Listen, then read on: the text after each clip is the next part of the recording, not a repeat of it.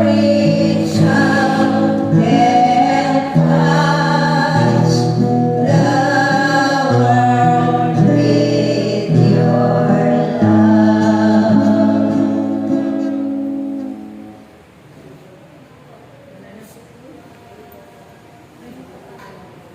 Sumainyo ang biyaya at pagpapala ng Diyos. Sa araw, ninyo ang inyong mga puso na malinis sa harapan ng Diyos. Punong-puno ng kagalakan at may pagkakaisa sa bawat pagtitipon na may kalakip na pag-iibigan sa isa't isa. Dahil ito ang kanyang pangarap sa bawat isa sa inyo nung una pa man. Kaya sa mga panahon ito, naway ay sa pamuhay na ng bawat isa ang kanyang mga aral at katuruan na hindi na nangangamba pa sa mga bagay na makamundo.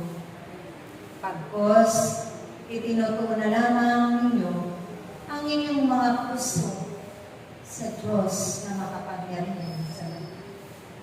Laging inaasahan at sinasabihan ninyo ang kanyang mga pangako na kailanman ay hindi ito magkamit ng kabiguan sa inyong mga buhay.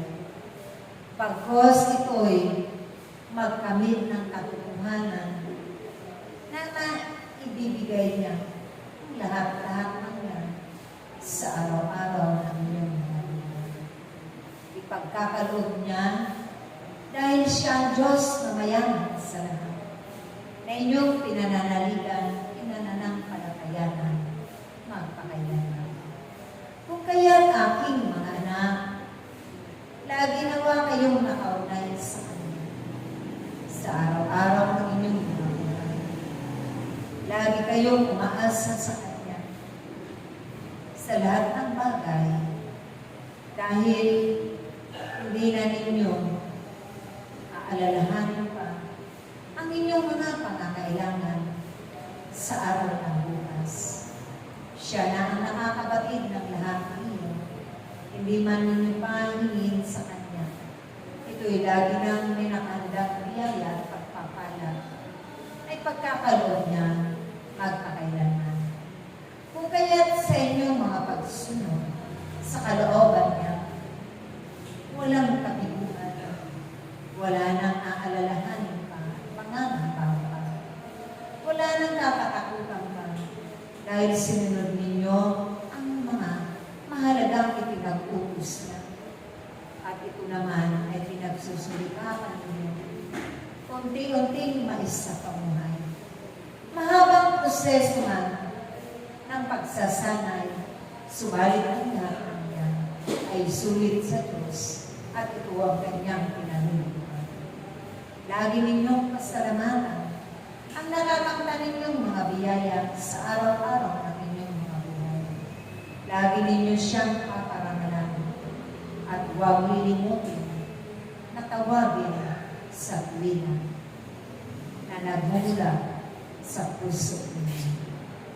Puno ng kagalakan at pag-ibig magpakailanman.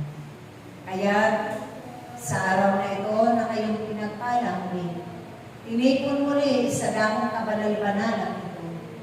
Ito ay hindi panimula ng mga biyaya ng pagpapala ng kabanalan.